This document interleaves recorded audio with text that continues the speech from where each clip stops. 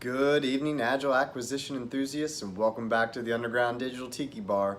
It's Friday night, and that means it's time for another episode of Agile Acquisitions and Alcohol. So cheers.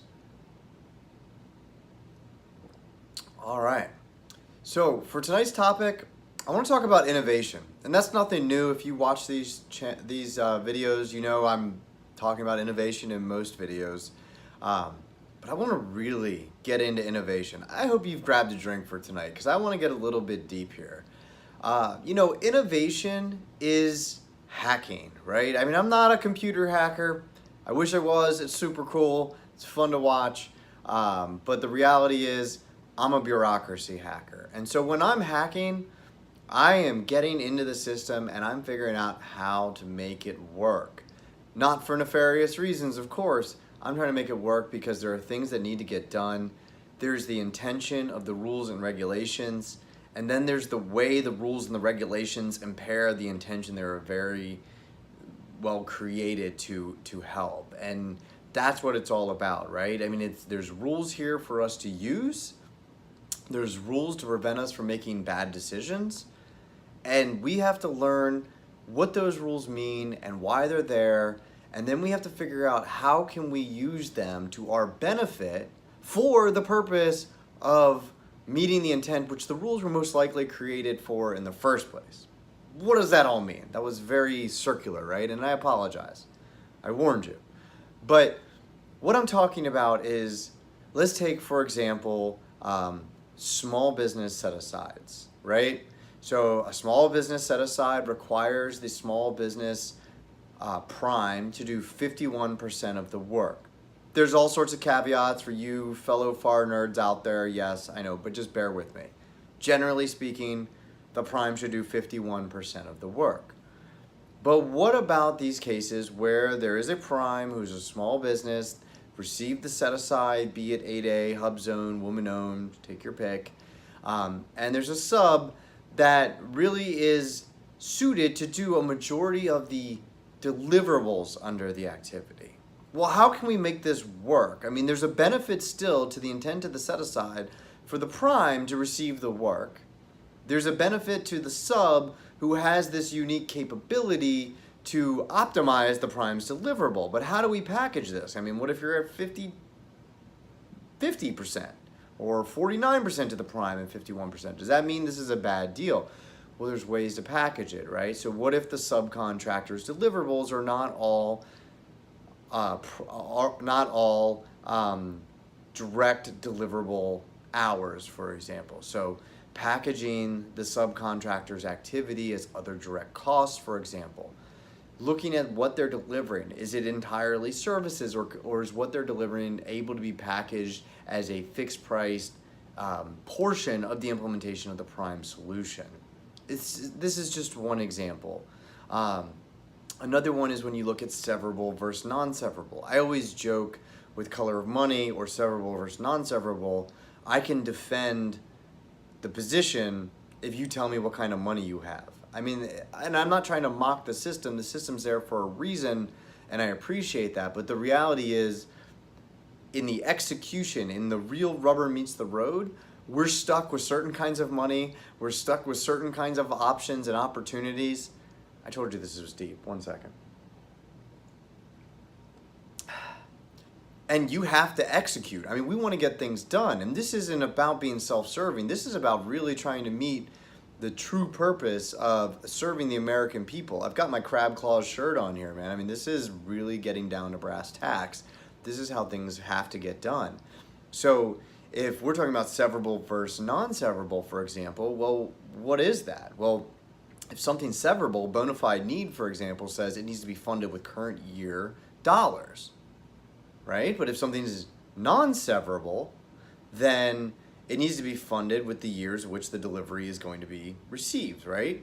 So this all gets very complicated, and I'm not going to necessarily break this down in this video, but the way you package or the way you put together what it is you're selling depends on whether you're severable or non-severable. Now, I mean, I could easily argue that Agile Development Services should always be considered severable because the idea of Agile Development Delivery is that you're always receiving a functional product. Ergo, you can stop at any point and receive a severable functional product. You receive the value for the money which you paid.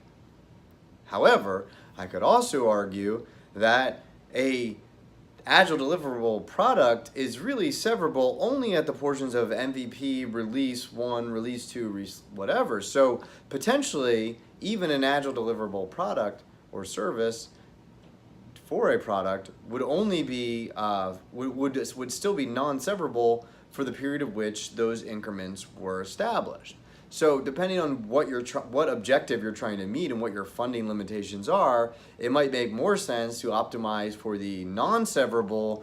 We're focusing on the incremental increments, the modular contract, the 2-week deliverable sprints for minor minimum periods, or focusing on full completion activities.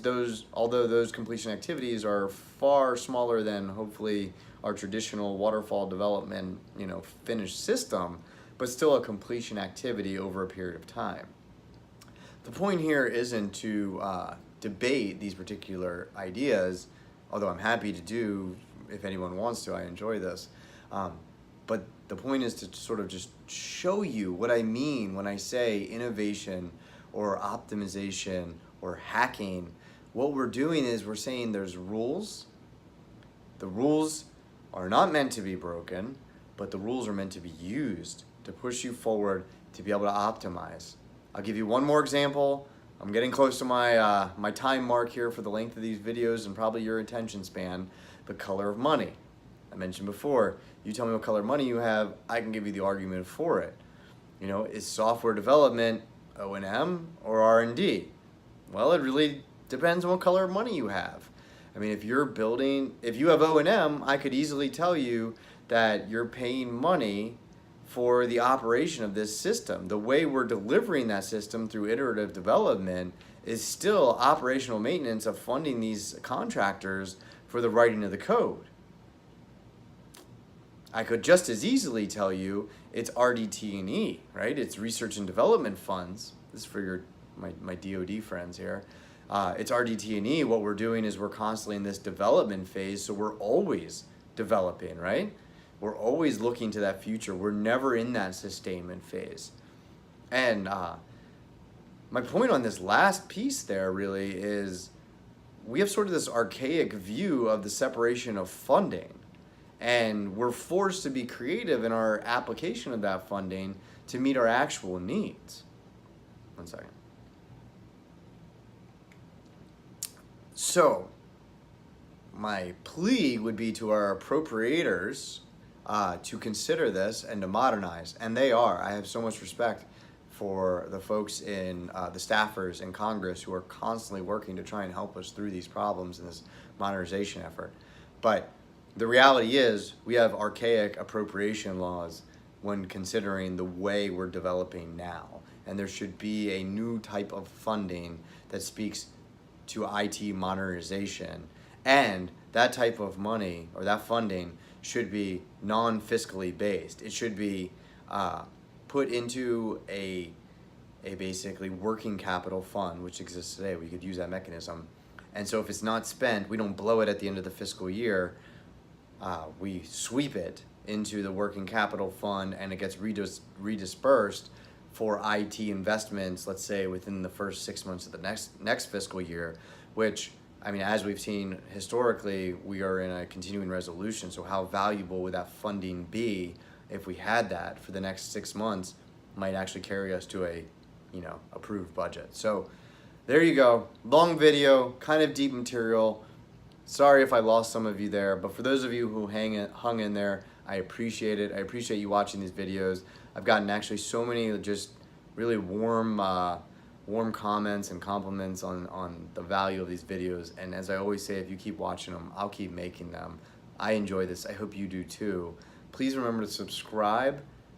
Most importantly, ask for topics, comments, questions that you're interested in me talking about. It makes it a lot easier for me. It makes it more interesting for you. If nothing else, please keep innovating. Cheers.